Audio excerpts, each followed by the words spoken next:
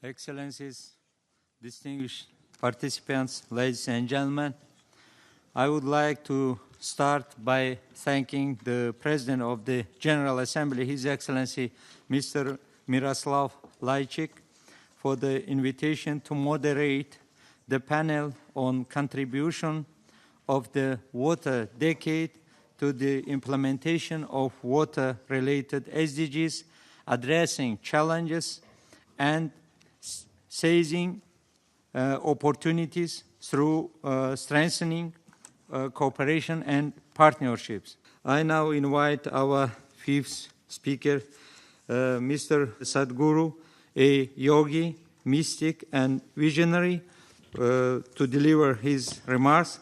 Mr. Sadhguru, as one of India's 50 most influential people, established Isha Foundation, a non-profit, volunteer-run organization operating worldwide. Mr. Sadhguru has initiated several projects for social revitalization, education, and environment, through which millions of people have been given the means to overcome poverty, improve their quality of life, and achieve community-based sustainable development. In the fall of 2017, Mr. Sadhguru initiated Rally for Rivers, a nationwide campaign aiming to implement sustainable and long-term policy changes to revitalize India's severely depleted rivers, which found great support among India's leadership and the people. You have the floor, Mr. Sadhguru, please. Good afternoon, everybody. The first and foremost is to make everybody on this planet to understand that water is not a commodity, it's the life-making material. The stuff we are made of. Over 2/3 of the planet is water, 2/3 of our body is water. But where is the water gone? Actually, water is not gone anywhere. Whatever water we had on this planet 1,000,000 years ago, we still have the same amount, it's not gone out of the atmospheric space. But it's just not where we need it. We are not able to service the people with the needed water. And what are the reasons? Why is it happening to us like this? I would limit myself to the situation in India.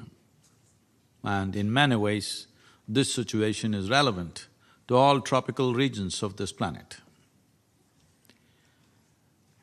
India has been always referred to as land of 7 rivers, but we have over 700 rivers. It's a very richly veined land in terms of rivers. But in the last 50 years, the depletion of rivers on an average has been nearly 60% of depletion of water has happened in the rivers. Why is this so? What are the causes? There are many things to do, but fundamentally we must understand there are 2 types of rivers: glacier-fed rivers and forest-fed rivers. In India, only 4% of the river water is glacier-fed, rest, fortunately, is forest-fed. In the rest of the world, 72% of the rivers are forest-fed. So that is also a fortune. Why I'm saying it's fortunate is because we can put back the forest, we can put back the vegetation, but we cannot just bring down snow whenever we feel like it. It's important that we need to understand, like a country like India, we have an average of 45 to 50 days of rain or precipitation. What comes down in 45 days, we are required to hold it in the land for 365 days. If this has to happen, it doesn't matter who says what and 1,000 different opinions, but fundamentally you can hold the water in the land only if the soil has the necessary organic content and there is vegetation. Generally, it is understood that to call soil a soil, a minimum of 2% organic content should be there, but today nearly 25% of India, the organic content is 0.05%. That means we are converting rich soil into sands. That means desertification is happening at a rapid pace. I am not an environmentalist, I am not a scientist, nor am I a policymaker, but my engagement with life around me has been from a very early childhood. My involvement with forests, mountains and rivers has been very active right through my life. And with great concern I've been watching, particularly in the last 25 years, how the rivers that I have known since my childhood, how they have depleted. Particularly in the last 7 years, the depletion is so sharp and alarming that we invested a certain amount of time and effort and energies to study these things and see how to revive this, and made a policy document, a recommendation, policy recommendation, 760-page recommendation to the federal government in India. It is heartening to see that there is a broad understanding about this in state governments and in the central government. When we presented the policy document to the Prime Minister at 6:15 in the evening, last October 2nd, next day morning 11:30 we got a call from the Prime Minister's office saying that they want a soft copy because Prime Minister has formed a special group to look into the policy. So obviously, the enormity and the urgency of what needs to be done is definitely gotten into the minds of policymakers at least in India. I'm sure it is on, with the concern with which everybody is speaking from various nations. This urgency and enormity of the situation has sunk into all of us. So we know what is the problem. We generally know what is the solution. It may be little more specific to each nation and each geographical location, but generally we know what is the solution. Now the problem is implementation, the problem is getting everybody's cooperation, the problem is the size of the solution. How do we put it on the ground? This is a big problem. So one thing is definitely every nation in collaboration should form, because ecology is not something that respects national or political boundaries. Rivers don't have boundaries, whether of states or nations. So to be able to form an international policy, maybe region-wise, tropical region and subtropical regions and temperate climates like this we could make, but a comprehensive policy that everybody will agree to and start implementing, because a time has come that in the next… It's really a fantastic day today that we are talking about a decade of action, not decade of talking, a decade of action, which is a very good terminology and very good intention. Now we have to get into action. Obviously, United Nations does not have geographical presence, it is the nations on the ground which need to act. So whatever the advisories, whatever the decisions made, must become policies in every nation.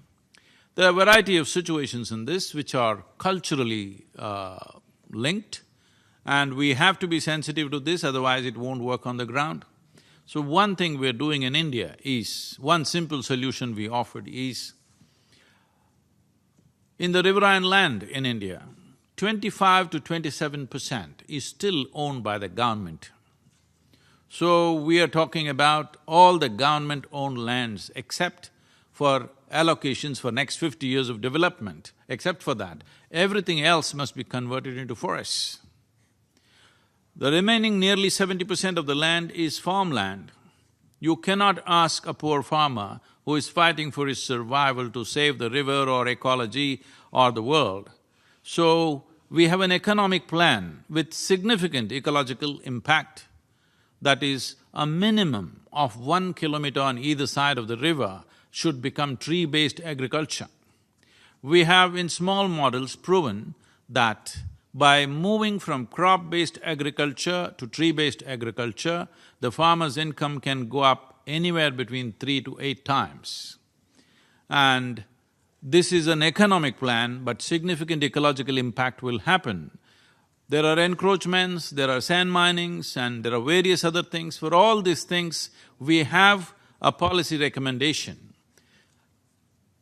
These recommendations are very implementable and practical, which is relevant to every tropical nation, as I said earlier. But the important thing is we need to understand these are two types of rivers. We have forest-fed and glacier-fed. Glacier-fed rivers, we just have to look up and pray that something right happens. But forest-fed rivers, we can revive.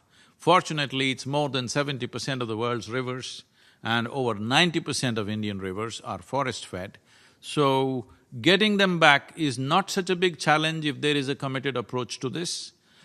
Maybe we will not be able to put back forests, but we can definitely put back tree cover in the form of tree-based agriculture. For example, India is right now importing nearly $7 billion worth of timber. So we are trying to get a policy across that there was a colonial policy that if you cut a tree on your land, you can't transport it, you need permission to do it. We are trying to take away these old rules so that people will be encouraged to plant forest trees on their land because it'll be an economic proposition. Without making ecology, without marrying ecology and economy, there is really no solution, because if there is no economic benefit, getting the masses involved is not going to happen. A dynamic policy is needed, but very important thing is a mass involvement of people. Without people's participation, this is not going to happen, and people's participation will not come unless there is economic benefit attached to it. So talking about saving the world, we can give any number of lectures, it won't work. The reason why India responded the way it responded to Rally for Rivers, because it was an economic plan. 162 million people participated in a one-month-long rally across the country. Probably this is the largest ever for any ecological movement, because ecology means it is a concern of a handful of people who are worried about the future, we are worried about the present, that is the attitude. If you want to describe these two dimensions, people understand economy as today's issue, ecology as next generation's issue. No, ecology is this generation's issue. This has to be made an urgent possibility, and whatever we do, unless we make ecology into a lucrative process for the large number of people involved in it, large masses of people will never involve themselves in making this happen. When we look at the water depletion that's happened, we live in southern India, and the kind of depletion happened, today it's in news that Bengaluru city, which is known as Bangalore in the rest of the world, when I was a child, there were over 1,020 ponds and lakes in Bangalore city and 3 perennial rivers. I'm talking about perennial water bodies. Today, there is no trace of these rivers, we don't even know where they are anymore. Everything is built upon. And only 82 lakes and ponds existing. Out of this, 44 of them are just sewage water. Only about 36 to 37 perennial water bodies have actual water, rest is all sewage. This has happened in 40 years' time. This is what we are doing. This is the pressure of population. Human footprint has become so broad that there is no room for anything else to happen on this planet. We have to understand when we say life, we are not talking about just us, but every other life, because if insects, worms, birds, animals and trees disappear, this planet cannot exist, there'll be no life on this planet. But if you and me disappear, the planet will flourish wonderfully well. So we need to understand that in the scale of significance, their significance on this planet is far more than us, though we may be a dominant force right now. We are a recent happening. We may also have a very near ending if we don't handle ourselves right. This is not that planet is in peril. Planet is not in peril. It is only human life. which is in peril. Planet will recover. If we disappear, if all of us go to sleep for 25 years, everything will be back and everything will be wonderful. So we are also wonderful, but we're just little too many. We need to understand this. In 2000, at the beginning of 20th century, we were just 1.4 billion people. Today we are 7.3 billion people. In 2050, United Nations is projecting we could be 9.6 billion people. Why are we making predictions like astrologers? Why don't we have a plan by 2050 what population we want to have? Because this planet can only sustain that many. But we don't have a plan, we are going on making predictions. It's time, a decade of action must seriously consider population, because that is the big elephant in the room. We don't have an ecological crisis, we have a population crisis. We're just too many people. If we don't plan for a sensible population in the future, if we do not consciously bring it to some kind of solution, nature will do it in a very cruel way. That's all you're seeing. What you're seeing as water crisis is nature's way of controlling our population, and this could become very severe. And from what I see, India and some of the African nations will take the first beating on the way. They will get the first beating. In fact, the most severe impact will be on India and African nations. So, this is a very deep concern. This is not like I'm trying to paint a doomsday picture, but if we go on business as usual, we are getting there, there's no question about it. And as we have seen in India, many villages are completely empty now. People have moved away from the village because there's no water anywhere. Whole villages are gone. So this essentially means as water crisis progresses, more and more people will try to migrate to the city. If too many people migrate to the city where there is necessary infrastructure is missing, we are looking at a very severe civil strife.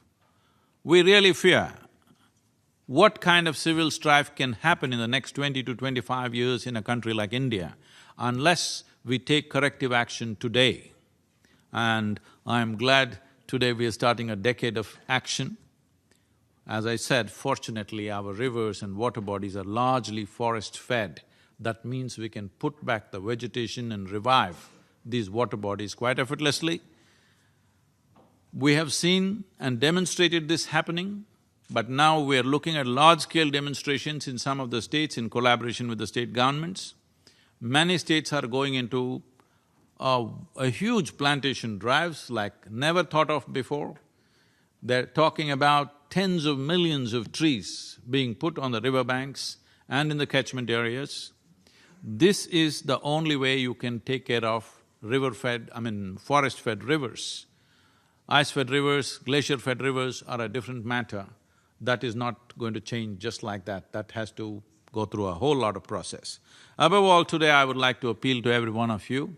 As I said, if not an entire globe, at least region-wise, cooperation and common policies are a must for the future well-being of generations to come. Thank you very much.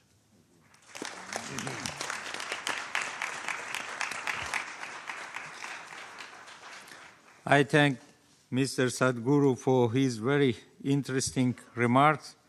There is no doubt that your great experience and initiatives will raise awareness across the world regarding deteriorating conditions of rivers and encourage people to take actions. Your remarks have certainly enriched our discussions. Excellencies, dear participants, I now open the floor for comments and questions. First, on my list is Mr. Peter Ng, Chief Executive of Public Utilities Board, Head of the Singapore National Water Agency. Please, the floor is yours. Excellencies, do you agree with me that portable reuse should be made a priority for the world if we are serious about achieving SDG 6. And if you do, then surely the UN has to play a leading role in this. It has to become an advocate for the endless reuse of water. And it has to deploy its influence to encourage and to persuade member countries to adopt the potable reuse of water.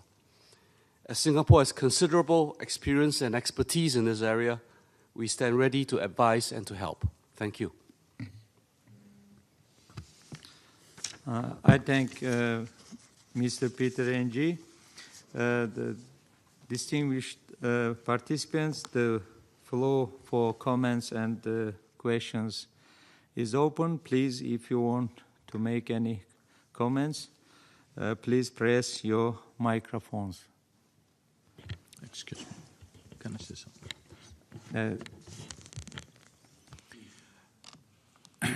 Recycling and reusing water is no more an optional thing. It's something that we have to do because of concentrated populations in cities. But one most important thing which generally not been addressed in most nations is, as we know, over 70% of water consumption is agriculture. In India, it is 84% is agriculture. Shifting from flood irrigation to micro-irrigation would make a huge difference. But micro-irrigation has its problems when land holdings are very small. So aggregating the irrigation process is an important part of this. Only if we do that, water consumption could come down in a way that it's significant and noticeable. Reuse of city water, whatever domestic water we use, is definitely has to be done, there's no question about that. But micro-irrigation, moving into micro-irrigation, aggregating irrigation process is a very important step that nations need to take.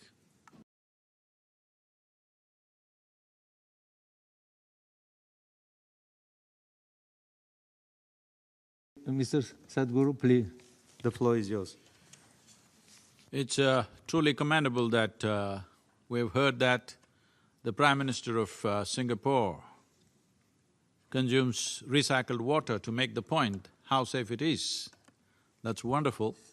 But that level of purification, there are economic issues for countries like India and many other nations. So what we are looking at is our daily sewage volume in the top 200 cities and towns in India amounts to 36 billion liters per day.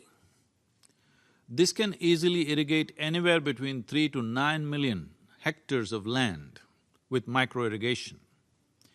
And we've always found when we bring micro-irrigation, naturally women get into the act because micro-irrigation needs a certain level of patience and generally we find men want to rip it off because it doesn't work. It's the women who have the patience to go to every point and fix it.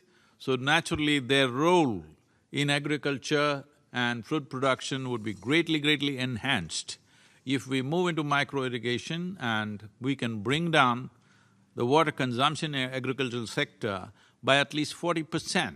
This we have demonstrated in many places, at least by 40%.